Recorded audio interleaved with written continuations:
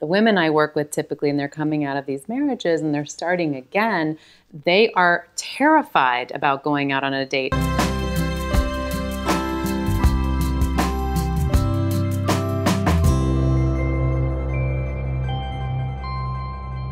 We live in very sexually permissive times.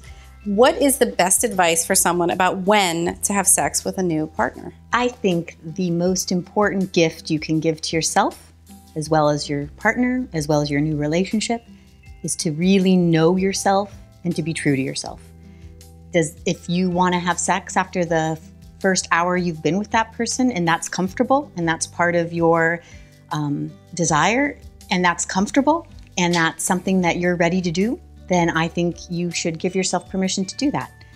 I also think you really need to know yourself. There's biology at play, and some of the wonderful wisdom from John is that if you don't have the heart connection, then you're only going to have the sex connection, and then you're going to have no connection.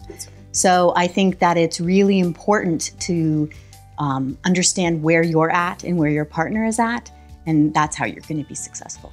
I love what you just said, because sometimes a woman particularly can be all turned on to a man and have sex and he never calls back. And she feels hurt. Mm-hmm.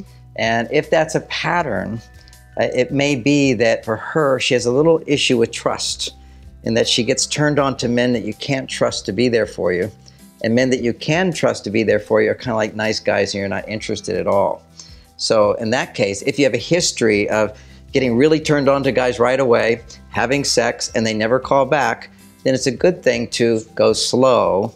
And if he's not willing to go slow with you, he was going to leave anyway. Right. And that's the know thyself, right? Mm-hmm. It's the know yourself. And so there's two places where a woman gets turned on. One is I can please him. That's actually her male side. Mm. And then there's the female side of her, which is, he can please me. Mm. That's the place that you want to have sex from. And so I say to women, if you're questioning whether you want to have sex right away, because you're all turned on, ask yourself, if I have sex with him and I never see him again, will I feel hurt?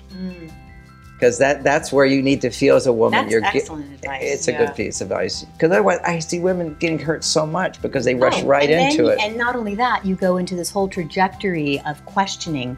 Was it my thighs? Was it that stupid thing I said? What was it? And then you're completely in a different place, and it was a man who was never going to call you back anyway. He was never available to you anyway. Right. And he was just There's very few men who are going to say no.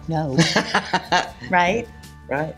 One of the things that's happening right now is that people are having an incredible amount of sex with each other really fast and early. With dating applications on your smartphone, and you can hook up in a moment's notice, people are rushing into sex very quickly. They're not having the safe sex talk. They're not talking about their sexual histories. They're not sharing their boundaries and what's going on with them before they jump in. And this is women as much as men. It's like sport sexing out there right now.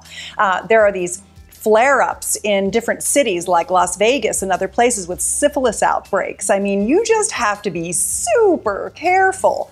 So I agree that slowing down before you have intercourse, taking time to decide if this is someone that you really...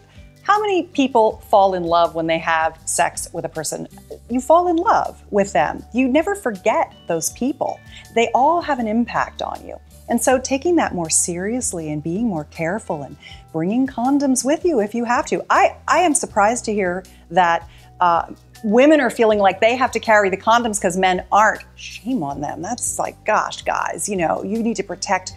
That's the masculine, is to protect the feminine. And especially. And so that women are feeling like they have to bring the condoms.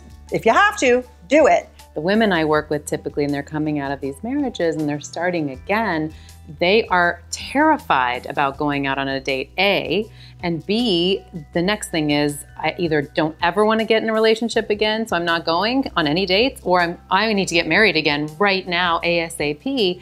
And this permission is just giving them permission to play, to go out and just be beautiful for the night and take into dinner and have wonderful adult conversations and leave your kids and your troubles and your divorce all at home, and have just an amazing time. And yes, if it leads to sex, I agree with what you said earlier, is that we're all consensual adults, and if we know ourselves and we know where we are, then, we get to make that call when it's right for us. And as a divorce coach, I don't coach my clients on when that time is at any time.